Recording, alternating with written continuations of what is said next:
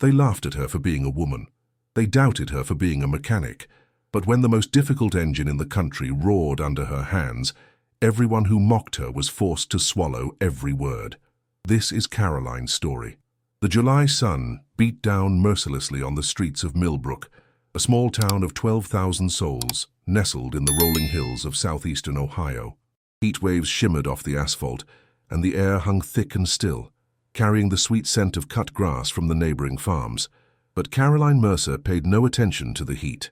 At 32 years old, she had endured far worse than a few drops of sweat trickling down her forehead. Mercer Motors occupied a modest garage at the edge of town, right next to Dorothy's Diner. The hand-painted wooden sign, crafted by her father before he passed away, still hung proudly above the entrance. The faded blue letters against a cream background proclaimed, "Specialists in classic and imported engines." It was a promise Caroline honored every single day, even when the world seemed determined to make her quit. That Friday morning, Caroline was lying beneath an old pickup truck draining the oil when she heard a sound that didn't belong in this part of town. It was the deep, powerful rumble of a high-performance engine, followed by coughs and mechanical stutters that betrayed a serious problem. She slid out from under the vehicle and wiped her hands on a rag already stained with grease. What she saw made her blink twice to make sure she wasn't imagining things. A sleek black car, gleaming even under the dust of country roads, lurched down Main Street in fits and starts. Caroline recognized the model immediately. A Kronberg Sovereign manufactured in Germany in an extremely limited edition. There were fewer than 200 of those cars in the entire world, and its twin-turbo V12 engine was considered a masterpiece of engineering. It was also considered virtually impossible to repair outside the manufacturer's authorized facilities. The car stopped directly in front of her garage, expelling a cloud of smoke from its exhaust. The driver's door swung open, and a man stepped out, his face contorted in a mixture of frustration and disbelief. Richard Ashford was 44 years old, with distinguished gray streaks at his temples, and wearing a navy blue suit that cost more than most Millbrook residents earned in a month. He looked at the garage with an expression that mixed desperation with disdain, as if he were evaluating a particularly unpleasant insect. The passenger door opened, and a boy of about 8 scrambled out, his eyes wide with curiosity. "Dad, what happened to the car?" Timothy asked, watching the smoke still rising from the hood. "I don't know, son. Something broke." Richard ran his hand through his hair, disheveling it for the first time that day. "This is impossible. This car had a complete service just 2 weeks ago." Caroline approached them, still drying her hands on the rag. "Good afternoon. Can I help you?" Richard turned to face her, and his gaze traveled over Caroline from head to toe, pausing on the grease stains on her gray t-shirt, the jeans torn at the knee, the brown hair pulled back in a messy ponytail. His face twisted into something that bordered on cruel amusement. "Do you work here?" he asked, his tone making clear he didn't believe the answer that was coming. "I'm the owner," Caroline replied calmly. "Caroline Mercer. This garage belonged to my father." Richard let out a short laugh, as if she had told a joke. "The owner? You?" He glanced back at 2 men working on a construction site across the street, who had stopped to observe the scene. "Are you seeing this, the owner of the garage?" The men laughed, more from reflex than genuine humor. "Look, miss," Richard continued, crossing his arms, "I need a real mechanic, someone who actually understands engines. This car isn't some old jalopy. It's a Kronberg Sovereign. Do you even know what that is?" "Yes, I do," Caroline responded, keeping her voice steady. "Twin-turbo V12 engine. 6 liters, 900 horsepower. Proprietary electronic fuel injection system with calibration specific to each unit produced. Manufactured in Munich between 2017 and 2019. Fewer than 200 units worldwide." Richard blinked, clearly surprised, but recovered quickly. "So you know that not just anyone can work on it. I need a professional." "I am a professional." "No, you're a girl with grease on her clothes." He pulled his phone from his pocket. "I'm going to call the dealership in Columbus. They'll send a tow truck." "The nearest authorized dealership is 200 miles from here," Caroline informed him. "And the tow truck, if they can even send one today, will take at least 4 hours to arrive. Maybe longer because of the holiday." Richard stopped typing and looked at her. "What holiday?" "Independence Day weekend. Tomorrow's the 4th. The highways will be packed with people heading to the lake."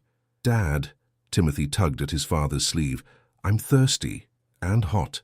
Richard looked at his son, and his expression softened for a moment before hardening again when he turned back to Caroline. "There must be a hotel around here. Somewhere decent where we can wait. There's Mrs. Patterson's bed and breakfast," Caroline said, "about half a mile down the road, but she doesn't have air conditioning." Richard closed his eyes and breathed deeply, as if counting to 10 to keep from exploding. At that moment, Dorothy Newman appeared in the doorway of her diner, drawn by the commotion. She was a woman of 59, with graying hair pinned up in a bun and a floral apron tied around her waist. Her intelligent eyes assessed the situation in seconds. "Caroline, everything okay out here?" "Everything's fine, Dorothy. Just a customer with car trouble." "Customer?" Richard laughed again. "I'm not anyone's customer here. I just need a phone that works to call for real help." Dorothy frowned.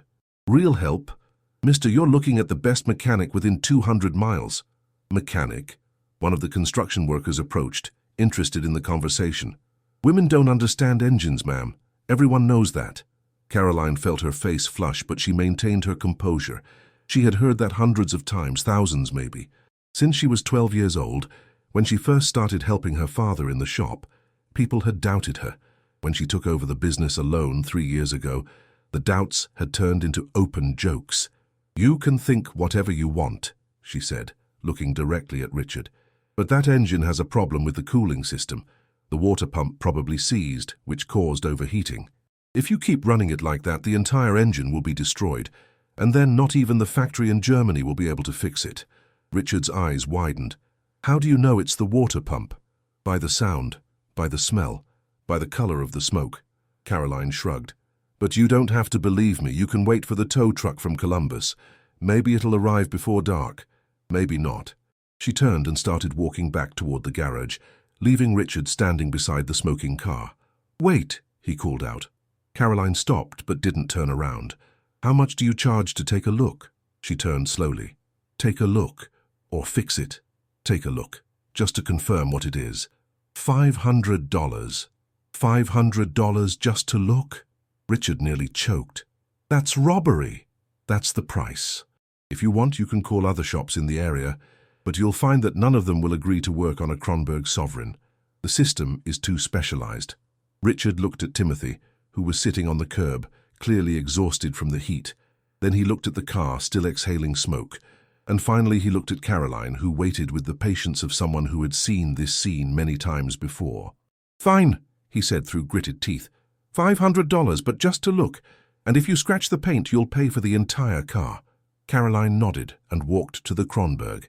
She opened the hood carefully, examining the engine with trained eyes. The smell of burning coolant was strong, and she could see the signs of overheating on the hoses. "It's the water pump," she confirmed after 2 minutes of inspection. "Exactly as I said. But there's also a secondary problem with the thermostat. If I had to guess, I'd say someone installed a generic part during the last service." "Impossible," Richard protested. "This car only goes to authorized dealerships." Caroline raised an eyebrow. "Want to see?" She grabbed a flashlight and illuminated a specific area of the engine. "See this marking here? It's from a generic thermostat. The original has the Kronberg seal laser-etched. This one doesn't." Richard leaned in to look, and his expression shifted from disbelief to shock. "But how? I paid $20,000 for that service." "That I can't tell you. What I can tell you is that the generic part couldn't handle the engine's pressure and got stuck in the closed position. The coolant stopped circulating. The water pump strained too hard and burned out. It's a chain reaction." Richard stepped back from the car, rubbing his face with his hands. He looked like a man who had just received very bad news. "Dad?"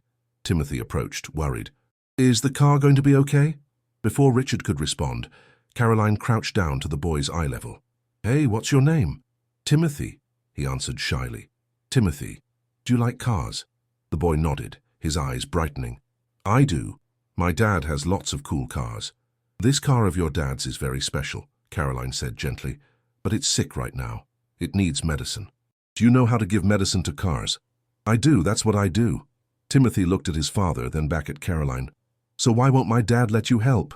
The simple question from an 8-year-old made Richard blush. He looked away, clearly uncomfortable. Dorothy, who had been watching the entire scene from the diner doorway, approached. "Come here, young man. Would you like some cold lemonade? It's awfully hot today." "Can I, Dad?" Timothy asked hopefully. You can, Richard murmured, still not looking at anyone. While Dorothy led Timothy to the diner, Richard finally faced Caroline. There was something different in his expression now, something that was no longer pure contempt. It was shame, mixed with irritation at feeling ashamed. How much to fix it? He asked, his voice lower than before. I'm not sure I can, Caroline answered honestly. The water pump for a Kronberg Sovereign isn't a common part. You can't use generic ones, as you just saw, and the original part is only manufactured in Germany. How long would it take to arrive? If I can even find one, about 3 weeks.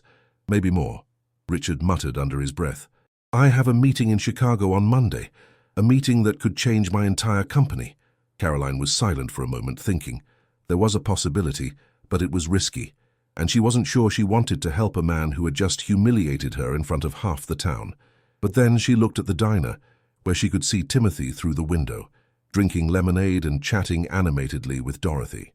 The boy wasn't to blame for his father's behavior. There is one possibility, she said finally, but you're not going to like it. What is it? My father kept some rare parts in the back of the shop. He worked at the Kronberg factory in Germany before I was born. When he came back to America, he brought some things with him, prototype parts, test pieces, things that don't exist anywhere else in the world anymore. Richard stared at her with an expression she couldn't decipher. Your father worked at Kronberg? For 15 years. He was a mechanical engineer. He helped develop the V12 engine that's in your car. The silence that followed was long and charged. Richard looked at the modest garage, at the hand-painted wooden sign, at the 32-year-old woman with grease on her hands, and something in his expression changed. Why didn't you tell me that before? Caroline shrugged. You didn't ask. You were too busy laughing at me. Richard opened his mouth to respond, but no words came out. For the first time since he had arrived in Millbrook, he didn't have a ready answer. I'll go see if I have the part, Caroline said, walking toward the garage. If I do, I can fix your car. If I don't, you'll have to wait for the tow truck. She disappeared into the dark building, leaving Richard alone beside the most expensive car he had ever owned, feeling for the first time in many years completely small. The interior of Mercer Motors was a surprising contrast to its modest exterior.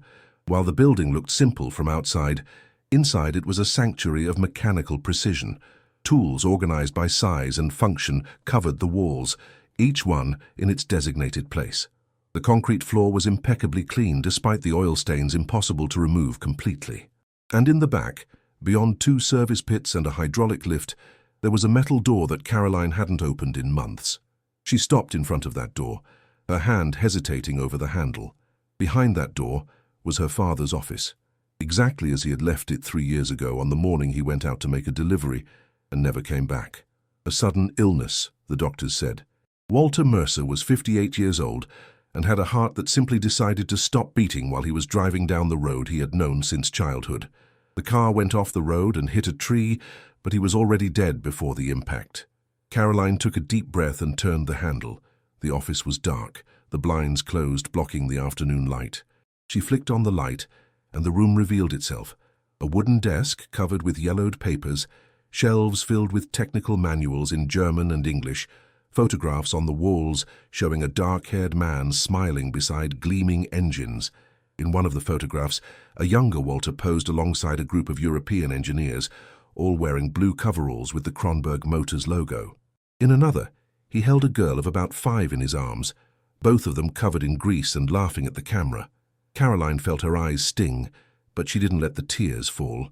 She didn't have time for that now. She went to the cabinet at the back of the office, a grey steel unit with a padlock. The key was still on the keyring she carried every day, along with the other shop keys. She opened the padlock and pulled the doors open. Inside the cabinet, organized in boxes labeled with her father's precise handwriting, were dozens of engine parts. Some still in original factory packaging, others wrapped in protective paper. All catalogued with codes that only made sense to someone who knew the system Walter had developed. Caroline searched for almost 10 minutes until she found what she needed, a box marked KSV12WP03, Kronberg Sovereign, V12, water pump, 3rd generation, exactly what Richard's car required. She opened the box, and there it was, a brand new water pump, still in the factory sealed packaging, with the Kronberg holographic seal gleaming under the fluorescent light. a part that no longer existed in any catalogue in the world. "Thank you, Dad," she murmured, closing her eyes for a moment. When she emerged from the office carrying the box, she found Richard standing in the garage entrance, looking around with an expression that mixed curiosity and discomfort. He clearly wasn't accustomed to environments like this. "Found it," Caroline announced, holding up the box. "Original water pump, 3rd generation, compatible with your car's engine." Richard approached, his eyes fixed on the part. "That's really an original, from the factory. Straight from Munich, from an exclusive batch for 2018 prototypes. My father brought it when he returned to America." Richard was silent, processing. "How much?" "For the complete repair. $8,000, including labor and the part." $8,000 for a part that's 6 years old. $8,000 for a part that doesn't exist anywhere else on the planet," Caroline corrected. "If you can find another one, let me know. I'll buy it." Richard opened his mouth to protest but was interrupted by Timothy running from the diner with a huge smile. "Dad! Miss Dorothy showed me old pictures. She knew the car lady's dad. He was famous. He worked with cars in Germany." Dorothy appeared behind him with a satisfied smile. "Walter Mercer was more than a mechanic, Timothy. He was a genius. People came from all over the country for him to fix cars that nobody else could." Richard looked from Dorothy to Caroline, a silent question in his eyes. "My father taught me everything I know," Caroline said simply, "since I was 12 years old. Every day after school I came here and worked with him. By the time I was 18, I could take apart and reassemble any engine blindfolded." "And she's better than her father was," Dorothy added. "Walter always said that. He said Caroline had a gift he never had, that she could hear the engines." Timothy tugged at his father's sleeve. "Dad, she's like a car doctor." Richard looked at his son and something in his expression softened. "Yeah, it seems so. So can she fix our car?" "She can, if we let her." Timothy turned to Caroline with shining eyes. "Will you fix our car, please?" The simple, genuine question from an 8-year-old accomplished something that hours of adult argument hadn't managed. Richard sighed and pulled out his wallet. "All right, $8,000, but I want to see every step of the repair." And so began one of the strangest afternoons in the history of Mercer Motors. Caroline worked on the Kronberg Sovereign's engine with the precision of a surgeon, every movement calculated and intentional. Richard observed from a respectful distance, arms crossed, brow furrowed in concentration. And Timothy, sitting on a bench in the corner of the garage, asked questions non-stop. "What's that?" he asked with every tool Caroline picked up. "Torque wrench," she answered patiently. "It's for tightening bolts with the right amount of force." "And that one?" "Pulley extractor, for removing parts that are really stuck." "And that noise?" "That's the engine cooling down. When it gets very hot, it makes that sound when it starts to cool off." Richard watched the interaction between his son and the mechanic with an expression that changed over the course of hours. At first, it was distrust, then curiosity, and finally, something that resembled reluctant respect. During one of Dorothy's visits with iced coffee, she pulled up a chair and sat beside Richard. "You're not from around here, are you?" she asked without preamble. "I'm from Chicago," Richard answered. I could tell by the accent. "And the suit." She smiled. "Nobody wears suits in Millbrook. Too hot." Richard looked down at his own clothes and realized he had removed his jacket at some point and rolled up his sleeves. He was more disheveled than he had been in years. "And the boy?" Dorothy continued gently. "His mother. Lives in California now, has for 2 years. Hard to raise a child alone, isn't it?" Richard didn't answer immediately. He looked at Timothy, completely absorbed watching Caroline work. "It's harder than I imagined. I thought money solved everything, that if I gave him the best schools, the best toys, he'd be happy. And he's not happy. He is. But sometimes I think he'd rather have fewer things and more time with me." Dorothy nodded. "Walter said something similar once. He worked a lot when he was younger in Germany. Made good money. But when Caroline was born, he gave it all up and came back to America. He said he'd rather be poor here than rich in Germany if it meant being present in her life." Richard was silent, absorbing the words. At that moment, a loud laugh came from across the garage. Timothy's face was lit up with pure joy. "Dad," he shouted, "Caroline says when I grow up, I can be a mechanic too if I want. She said anyone can learn if they have patience." Richard felt a lump in his throat. When was the last time he had seen his son so genuinely happy? Caroline looked at Richard over the engine. "Has your father ever taken you to see his company?" she asked Timothy.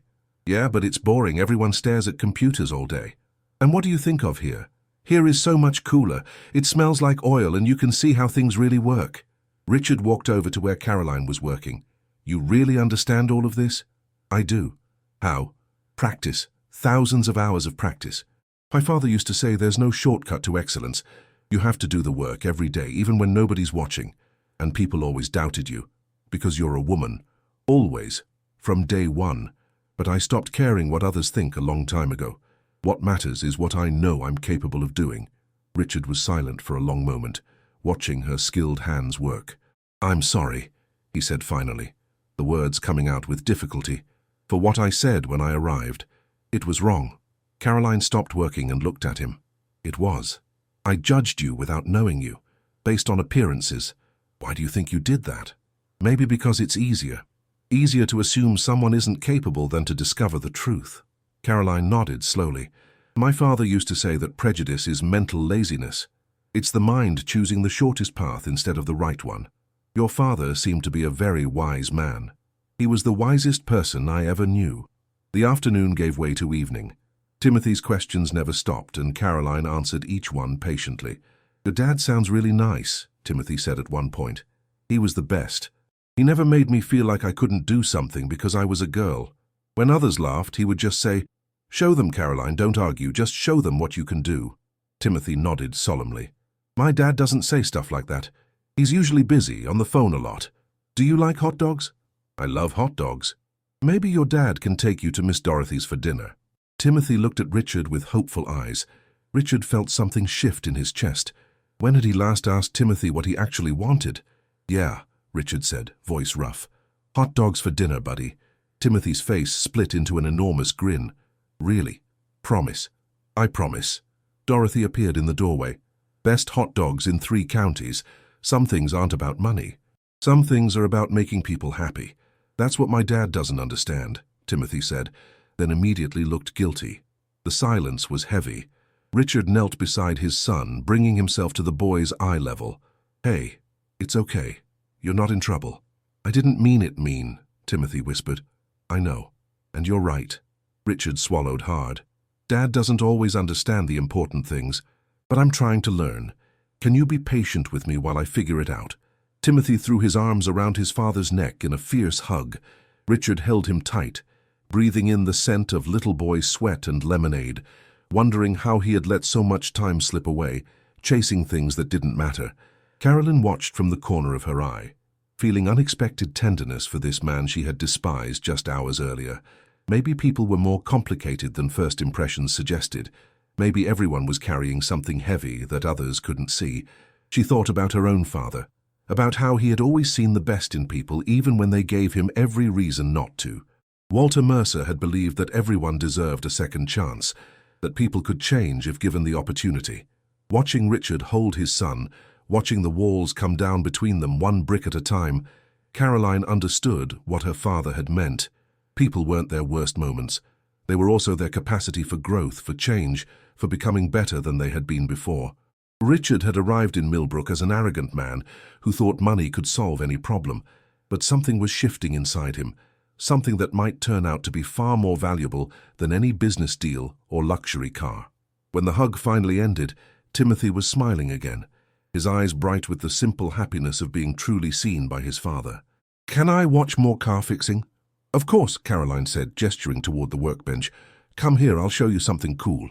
As the last light of day faded outside and the garage filled with the soft glow of fluorescent lights, 3 people from very different worlds found themselves connected in ways none of them could have predicted.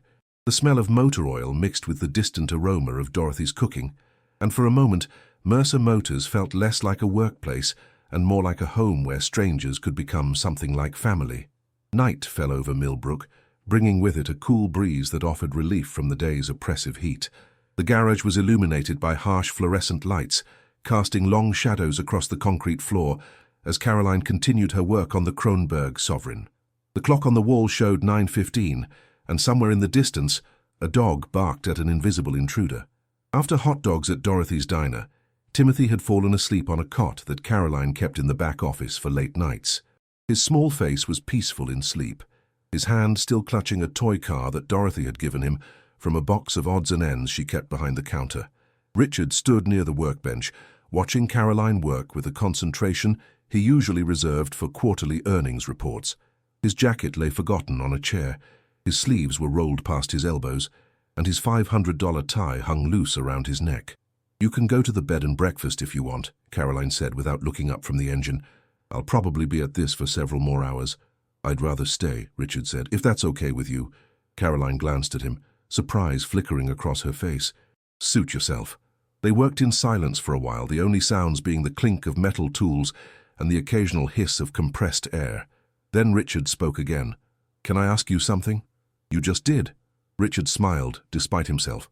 "Another question then. Why did you stay here? In Millbrook, I mean. You could have gone anywhere with your skills. Worked for any major manufacturer in the world." Caroline set down her wrench and wiped her hands on a rag. "I did think about leaving once. After my father died, there didn't seem to be much reason to stay." "What changed your mind?" "Dorothy, partly. She came to me the week after the funeral and said she needed someone to fix her delivery truck. It was a simple job, but she insisted I do it myself. When I was done, she handed me an envelope with 3 times what the job was worth and said, 'Your father made this town better, just by being here. Don't take that away from us.'" Richard was quiet, absorbing the story. "And I realized," Caroline continued, "that leaving would mean giving up on everything my father had built. Not just the business, but the relationships, the trust, the reputation. He spent 20 years proving himself to people who didn't want to believe in him. I wasn't going to throw that away because things got hard. That took courage. It took stubbornness," Caroline smiled. "My father always said I had too much of that." Richard laughed, a genuine sound that surprised them both. "I think I see where you got it from." They returned to comfortable silence, Caroline working while Richard watched. After about an hour, Caroline suddenly stopped, her brow furrowing as she examined something deep within the engine. "What is it?" Richard asked, immediately alert. "There's something wrong here." She grabbed a flashlight and leaned deeper into the engine compartment. "This shouldn't be here." "What shouldn't be there?" Caroline didn't answer immediately. She was tracing wires with her fingers, following a path that led to a small black box hidden behind a bundle of cables. When she finally pulled back, her expression was grave. "I need you to look at something." Richard moved closer, peering into the space she indicated. "I don't understand what I'm looking at." "This," Caroline pointed to the black box, "is not part of the original engine. It's been added. And this," she traced a wire to the electronic control module, "has been modified. Someone has reprogrammed your car." "Reprogrammed? What does that mean?" "It means someone installed a device that interferes with the engine's performance. It's designed to cause the car to overheat under certain conditions. High-speed extended driving, specific engine temperatures. When those conditions are met, the device restricts coolant flow." Richard felt cold despite the warm night. "Are you saying someone deliberately sabotaged my car?" "That's exactly what I'm saying. This kind of modification doesn't happen by accident. Whoever did this knew exactly what they were doing. They knew the Kronberg systems inside and out." "The dealership," Richard said, his voice tight. "I took the car in for service 2 weeks ago." "Maybe. Or maybe someone who had access to your car at some other time. How many people have had unsupervised access to this vehicle in the past few months?" Richard thought about it. Valet parking at his office building, the garage at his apartment complex, the luxury car wash he used every Saturday, business dinners where he handed over the keys without a second thought. "Dozens," he admitted. "Maybe more. Then it could have been any one of them." Caroline pulled out her phone and took several pictures of the device. "I'm documenting everything. You're going to want this for the police." "The police?" "Mr. Ashford, this is attempted murder. If you had been driving at high speed on a highway when this activated, you could have lost control of the car. You could have been killed." She paused, her eyes meeting his. "Timothy could have been with you." The blood drained from Richard's face. He staggered back, one hand gripping the edge of the workbench for support. The thought of Timothy in danger, of his son's life being threatened by some faceless enemy, was almost too much to bear. "Who would do this?" he whispered. "Who would want me dead?" "I can't answer that, but someone clearly does." Caroline's voice was gentle but firm. "The good news is that I can fix it. I can remove the device and restore the original programming. Your car will be safe to drive again." "How much longer will that take?" "A few more hours, but there's something else." Richard braced himself. "What?"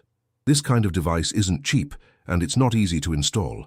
Whoever did this, had resources and expertise. They also had access to proprietary Kronberg software. That suggests either someone inside the company or someone who paid a lot of money for that information. Richard's mind was racing, sorting through possibilities. Business rivals, disgruntled former employees, jealous competitors. He had made enemies over the years, people who resented his success, people he had beaten in negotiations or outmaneuvered in deals. But murder, that was something else entirely. "There's a man," he said slowly, "named Victor Harmon. We competed for a major contract 3 years ago. I won. His company went bankrupt 6 months later. Did he threaten you?" "Not directly, but he sent me a letter after the bankruptcy was finalized. It said, 'Someday you'll know what it feels like to lose everything.' I didn't take it seriously at the time." Caroline nodded. "You should tell the police about him, and anyone else who might have a grudge." Richard suddenly looked old, the weight of the discovery aging him years in seconds. "I thought I was so careful. Security systems, alarm companies, background checks on all my employees, but I never thought to check my own car. That's what they were counting on." Caroline turned back to the engine. "The most dangerous threats are the ones you don't see coming." She worked in silence for the next 2 hours, methodically removing the device and restoring the original wiring. Richard sat on a folding chair, staring at nothing, his mind far away. Every few minutes, he would glance toward the back office where Timothy slept, as if reassuring himself that his son was still safe. Around midnight, Dorothy appeared with 2 mugs of hot coffee and a plate of sandwiches. She took one look at Richard's face and knew something had changed. "What happened?" she asked Caroline quietly. "Someone tried to kill him, sabotaged his car." Dorothy's hand flew to her mouth. "Lord have mercy. I'm fixing it now, but he's going to need to talk to the police when we're done." Dorothy nodded and set the food down on the workbench. Then she went to Richard and placed a gentle hand on his shoulder. "You're going to be okay. You and that boy both. Caroline's the best there is. She'll make sure that car is safe." Richard looked up at her with haunted eyes. "I almost killed my son. If the car had failed on the highway, but it didn't. It failed here, in front of Caroline's shop. And that's not a coincidence, if you ask me. That's Providence." Richard didn't know if he believed in Providence, but he knew he believed in the woman who was working on his car with such fierce determination. Caroline Mercer had been insulted and dismissed, and yet here she was, potentially saving his life and his son's life, asking for nothing except fair payment for honest work. He had never felt more ashamed of himself in his entire life. "I owe you a real apology," he said suddenly. "Not just for what I said, but for everything I've been my whole adult life." Caroline paused but didn't turn around. "That's a big statement." "It's true. I've spent 20 years looking down on people, judging them by their clothes, their cars, their job titles. I convinced myself I was better because I had money and success." He laughed bitterly. "And look at me now, sitting in a garage in the middle of nowhere, completely helpless, while a woman I insulted saves my life." Caroline finally turned to face him. "You're being too hard on yourself." "Am I? This was designed to be undetectable, and you detected it in hours. I've been driving it for weeks, completely oblivious, all my money, all my connections, all my supposed intelligence." Richard shook his head. "My father was a factory worker. He worked the same line for 35 years, never made more than 40,000 a year. I spent my whole career trying to prove I was better. And now? Now I think maybe he was the smart one. He was happy, really, genuinely happy. He came home every night to a family who loved him. He coached my little league team and never missed a game." Richard's voice cracked. "I can't remember the last time I had dinner at home with my son." Caroline was quiet. Then she said, "My father used to tell me that success isn't measured by what you accumulate. It's measured by what you contribute, by the lives you touch, the people you help." "Your father sounds like he was a philosopher." "He was just a man who paid attention to what mattered." Caroline returned to her work. "But here's the thing about realizing you've been wrong. It's not too late to change. Timothy's only 8. You have years ahead to be the father he needs. You think I can change?" "I think anyone can change if they want it badly enough. The question is whether you want it for real or just because you had a scary night." Richard thought about that. The fear was still there, a cold knot in his stomach. But underneath it something else was growing. A determination he hadn't felt in years, a clarity about what actually mattered. "I want it for real," he said quietly. "I don't know how to be different, but I want to learn." Caroline smiled, and for the first time there was warmth in it. That's a good start. The hours passed slowly as Caroline worked. At one point, Timothy woke up and wandered into the garage, rubbing sleep from his eyes. "Dad, what are you doing?" Richard opened his arms, and Timothy climbed into his lap. "Watching Caroline fix our car. Want to watch with me? Is it almost done?" "Almost." Timothy yawned and snuggled against his father's chest. "This is nice." "What's nice, buddy?" "Being with you. You never just sit with me at home." The words were a knife in Richard's heart, but they were also a gift, a reminder of what he had been missing, what he still had time to reclaim. "I'm going to do better," Richard whispered into his son's hair. "I promise." Timothy was already asleep again. Richard held him close, watching Caroline work, and something inside him began to heal. The first light of dawn was painting the sky in shades of pink and gold when Caroline finally stepped back from the Kronberg Sovereign and stretched her aching back. She had been working for nearly 15 hours straight, with only brief breaks for coffee and the sandwiches Dorothy had brought. Her eyes were gritty from exhaustion, and every muscle in her body screamed for rest. But she was done. "It's finished," she announced, unable to keep the satisfaction from her voice. Richard, who had been dozing in the folding chair with Timothy still curled in his lap, jerked awake. "What? Already? The sabotage device is removed, the original programming is restored, and the water pump is installed. Your car is better than it was when it left the factory." Richard carefully shifted Timothy to the cot and stood up, stretching muscles stiff from hours of sitting. He walked to the car and peered into the engine compartment, though he knew he wouldn't understand what he was looking at. What he did understand was the transformation in Caroline's work area, the meticulous organization of tools, the careful documentation of every step, the professional precision that had turned chaos into order. "I don't know how to thank you," he said. "You can thank me by paying my bill and taking better care of yourself and that boy." Richard smiled. "I meant something more than that. I know. But that's what I want." Caroline began cleaning her tools, placing each one back in its designated spot on the wall. "I'm not doing this for gratitude. I'm doing it because it's what I do. It's who I am." The sound of a car engine broke the early morning quiet. Through the garage's open door, they could see a pickup truck pulling up in front of Dorothy's diner. The driver's door opened, and a man got out, a stocky figure with a thick mustache and the weathered hands of someone who had spent decades working with machinery. Norman Briggs, the rival mechanic. Caroline's expression didn't change, but Richard noticed a subtle tension in her shoulders. "Friend of yours?" he asked. "Not exactly." Norman walked toward the garage. "Heard you were working on a Kronberg Sovereign. News travels fast." "It does when the news is impossible. I've been a mechanic for 30 years, never seen one of these in person." Caroline glanced at Richard. "Go ahead and look if you want." The older mechanic examined the engine with slow, methodical attention.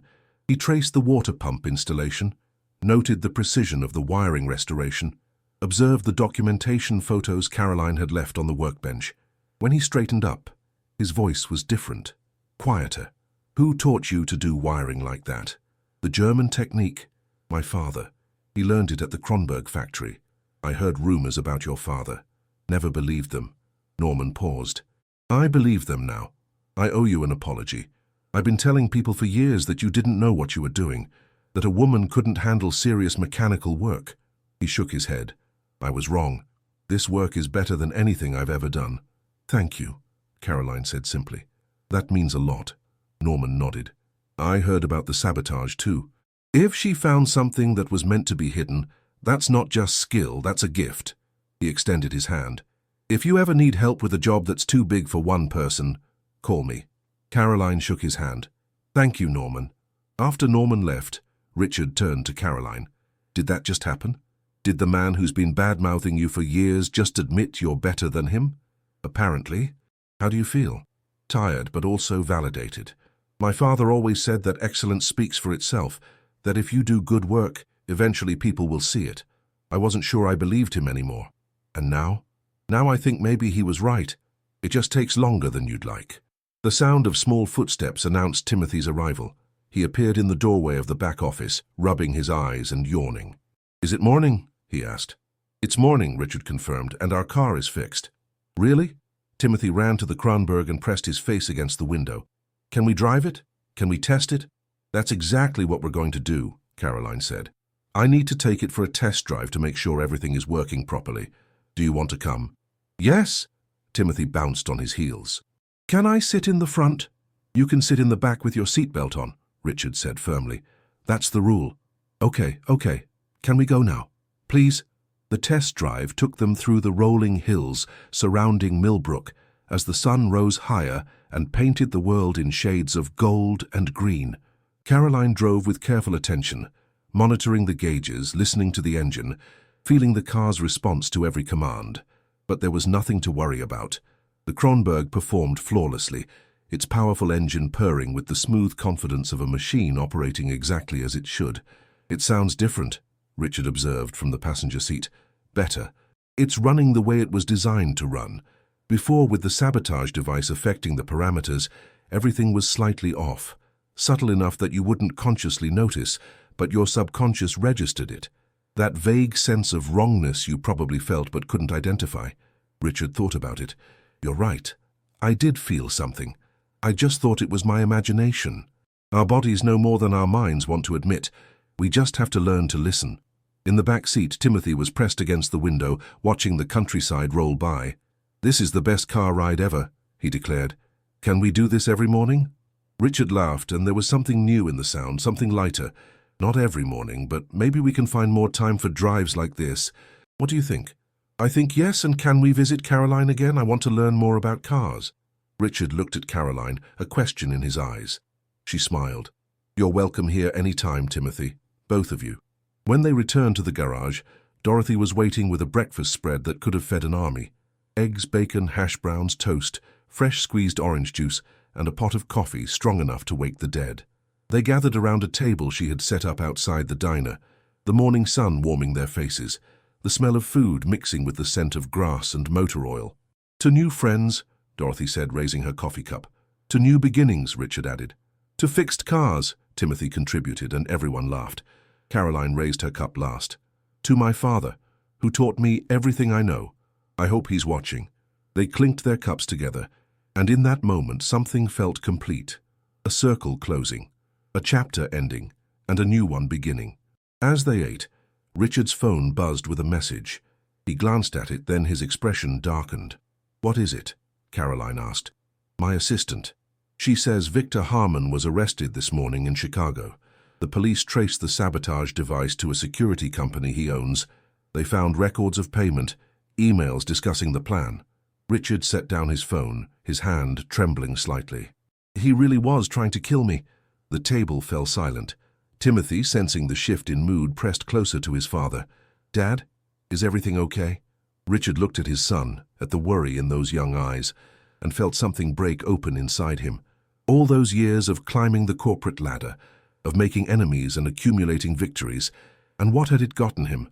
A list of people who wanted him dead, and a son who barely knew him. Everything's going to be okay now, buddy, he said, pulling Timothy into a hug. I promise. Dorothy reached over and patted Richard's arm. That's done then. The bad man will be punished, and you can move on with your life. The question is, what kind of life are you going to build? Richard looked around the table at these people who had been strangers just 2 days ago. Dorothy, with her wisdom and warmth. Timothy, with his innocent curiosity. And Caroline, the woman who had saved his life and challenged every assumption he had ever made about the world. A different one, he said. A better one. After breakfast, the time came to say goodbye. Richard had called his assistant to cancel his Monday meeting, something that would have been unthinkable 48 hours ago. But now, with everything that had happened, a business deal seemed like the least important thing in the world. I meant what I said earlier, he told Caroline as she handed him the keys to the Kronberg.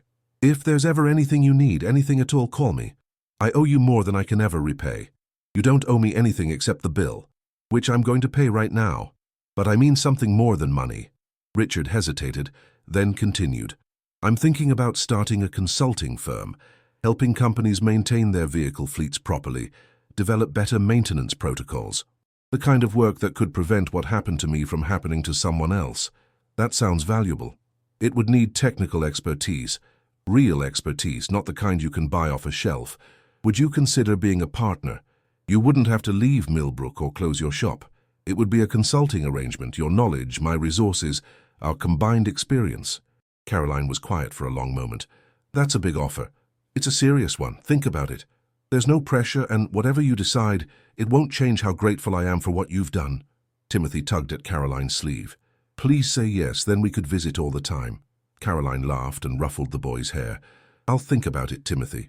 That's all I can promise for now. As Richard loaded their bags into the car, Timothy ran back to Caroline with something clutched in his small hands. It was a drawing, done in crayon on a napkin from Dorothy's diner. It showed 3 figures standing in front of a building that was clearly meant to be the garage. A woman with brown spots on her clothes, a man in a suit, and a small boy between them. Above their heads, in wobbly letters, Timothy had written, "The best car fixer in the world." "I made this for you," Timothy said shyly. "So you remember us." Caroline took the drawing carefully, as if it were made of the finest crystal. "I'll keep this forever, Timothy, I promise. It's going in my office, right next to my father's pictures." "Really? Really?" Timothy hugged her fiercely, the way only children can, with complete and utter commitment. Caroline hugged him back, feeling something warm bloom in her chest. She had spent so many years alone in this garage, honoring her father's memory, proving herself to doubters, fighting for recognition. And now, unexpectedly, she had found connection where she least expected it. "Take care of your dad," she whispered to Timothy. "He's going to need help learning how to be better." "I will," Timothy promised solemnly. The Kronberg pulled out of the driveway, its powerful engine rumbling smoothly. Timothy waved frantically through the back window until the car disappeared around the bend in the road.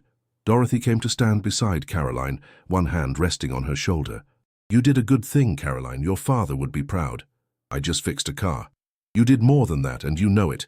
You changed that man's life, maybe saved it in more ways than one." Caroline watched the empty road where the car had disappeared, thinking about everything that had happened in the past 2 days, the mockery she had endured, the doubts she had overcome, the unexpected friendship that had formed out of conflict and crisis.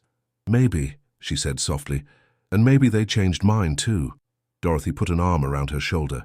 "Whatever happens next, you showed this town something important today. You showed them who you really are." Caroline smiled. "I've always known who I am. I was just waiting for everyone else to catch up." 6 months later, autumn had arrived in Millbrook, painting the hills in shades of amber and crimson.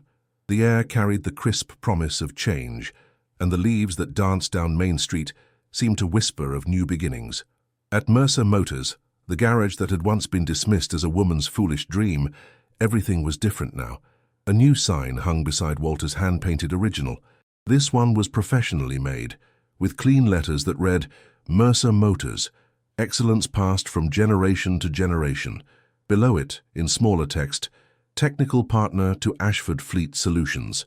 The partnership with Richard had exceeded all expectations.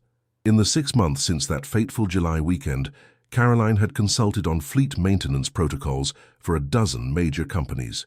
She had trained mechanics from coast to coast in diagnostic techniques that most had never seen. Her name had appeared in industry magazines, and her methods were being studied at technical schools across the country. But she hadn't left Millbrook. Not for a single day. The garage still hummed with the familiar sounds of work being done, the clink of wrenches, the hiss of pneumatic tools, the quiet conversation between mechanic and machine. But now there was another sound too, the voice of Michael Torres, the 19-year-old apprentice Caroline had hired 2 months after Richard's visit.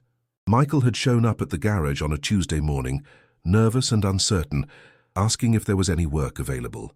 He had dropped out of community college, had no formal training, and everyone in his family had told him he would never amount to anything. Caroline had recognized something in his eyes, the same hunger to prove himself that she had felt at his age. She had hired him on the spot.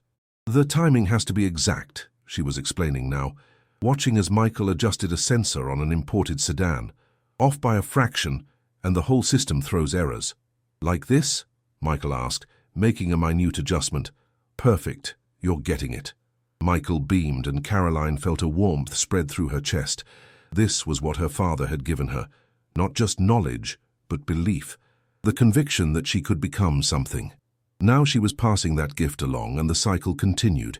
The sound of a familiar engine made Caroline look up. Through the open garage door, she saw a black Kronberg Sovereign pulling into the driveway, followed by a modest rental car. Her heart lifted at the sight. Timothy was out of the car before Richard had even turned off the engine. "Caroline!" he shouted, running toward her at full speed. At 9 years old now, he had grown several inches and lost some of his baby roundness, but his enthusiasm was unchanged.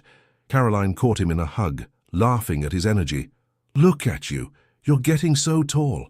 Dad says I might be as tall as him someday, maybe taller." Timothy pulled back, his eyes shining. "I made you something, at school, for art class."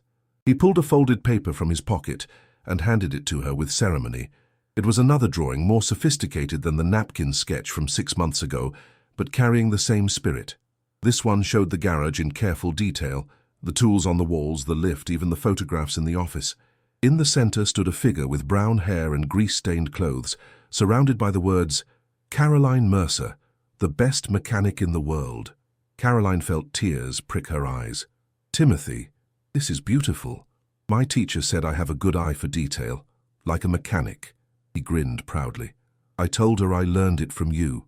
Richard had approached by now, and Caroline was struck by how much he had changed. He was still well-dressed, still carried himself with confidence, but there was a softness in his expression that hadn't been there before. The hard edges had worn down, revealing something gentler underneath. "He's been talking about this visit for weeks," Richard said. "I couldn't have kept him away if I tried. I wouldn't dream of missing it." Caroline shook his hand, then pulled him into a brief hug. "It's good to see you." "You too, the place looks great." Richard surveyed the garage with genuine appreciation. "I see you've made some improvements." "A few. The partnership funding helped, and we've been busier than ever." Caroline gestured toward Michael, who was watching the reunion with curious interest. "This is Michael, my apprentice. Michael, this is Richard Ashford, and his son, Timothy." Michael stepped forward and shook Richard's hand. "Nice to meet you, sir. I've heard a lot about you. All good things, I hope." "Yes, sir.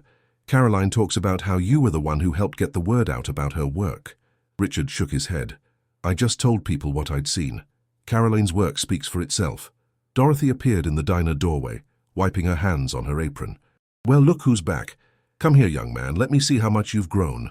Timothy ran to Dorothy for his own hug, while the adults exchanged knowing smiles. "Same room at Mrs. Patterson's?" Caroline asked. "She's actually got air conditioning now," Richard said. "Apparently the tourism boost from all the magazine articles meant she could finally afford it." "Tourism boost? You didn't know?" Millbrook has become something of a destination. People come to see the garage where the famous Caroline Mercer works. Dorothy told me she's had to hire 2 extra waitresses. Caroline laughed, shaking her head. "That's ridiculous. That's reality. You've become a symbol, Caroline. People see what you've accomplished and they believe they can accomplish things too. That's not ridiculous, that's inspiring." The weekend passed too quickly, as good times always do. Timothy spent hours in the garage, asking questions about everything, watching Caroline and Michael work with rapt attention. He had developed a genuine interest in mechanics, something Richard had encouraged rather than discouraged.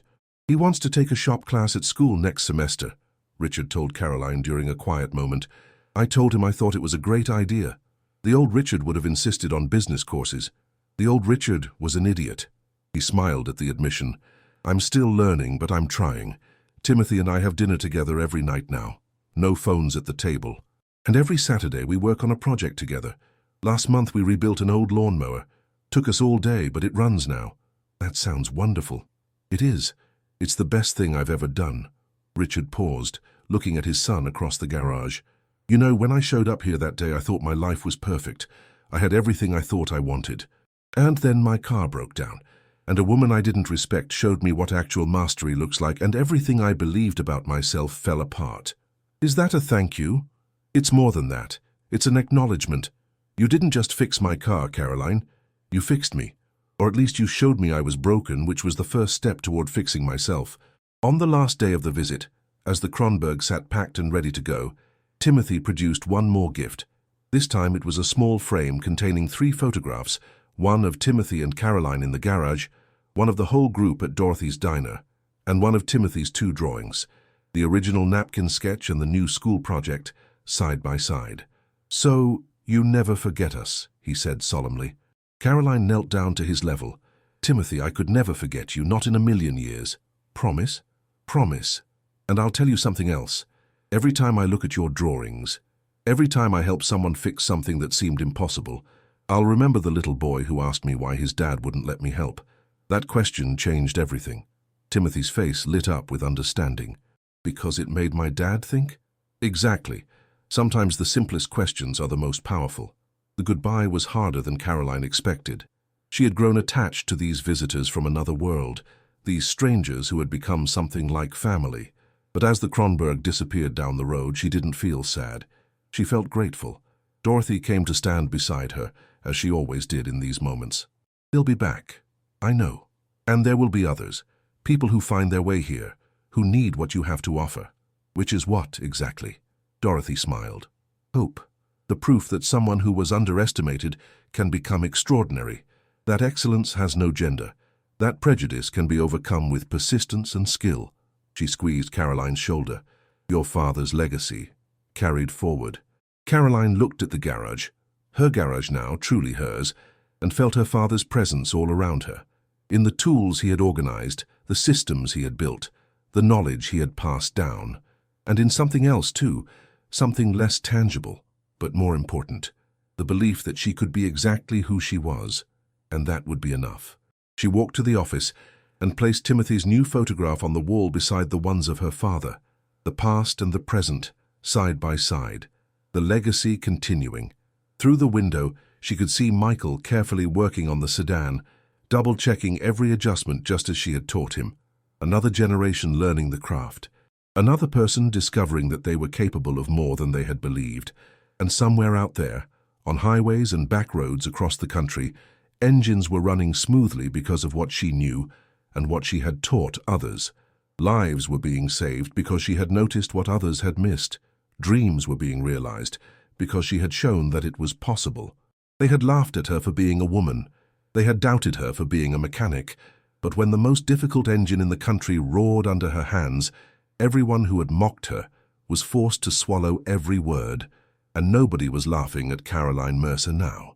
She closed the office door and walked back into the garage where the day's work waited. There was always more to do, more engines to diagnose, more problems to solve, more people to help. But that was exactly what she wanted. This was her calling, her purpose, the thing she was born to do. As she picked up her favorite wrench, the one her father had used for 30 years, worn smooth by countless hours of work, she felt him beside her. Not as a ghost, but as a presence, a whisper of wisdom. A reminder of everything he had taught her. Show them, Caroline, don't argue. Just show them what you can do. And she had. Every single day, she had shown them. Outside, the autumn sun was setting over Millbrook, painting the sky in shades of orange and gold. The small town that had once seemed like a dead end had become the center of something larger. A place where people came to learn, to be inspired, to believe in possibilities they had written off long ago. Dorothy was closing up the diner, humming an old song as she wiped down the counter. Michael was cleaning his tools with the careful attention Caroline had taught him. And somewhere on the road to Chicago, a father and son were driving home, their lives forever changed by a weekend in a garage where the impossible became possible. This was what legacy looked like, not monuments or plaques, but the quiet passing of knowledge from one generation to the next. The steady accumulation of moments where someone believed in you enough to teach you, to challenge you, to see the potential you couldn't see in yourself. Walter Mercer had given that gift to his daughter. Caroline was giving it to Michael. And someday, Michael would give it to someone else. The chain would never break. Caroline Mercer stood in her garage as night fell over the Ohio hills, surrounded by the tools and memories of a lifetime. She had proven herself. She had honored her father's legacy. She had changed lives, including her own. And tomorrow, she would do it all again. Because that's what masters do. They practice, they persist. They show up every single day, even when no one is watching, even when no one believes. And eventually the world has no choice but to pay attention. If this story touched something inside you, leave a comment. Sometimes naming what we feel changes more than we imagine. Your comment may help someone who's silently struggling today.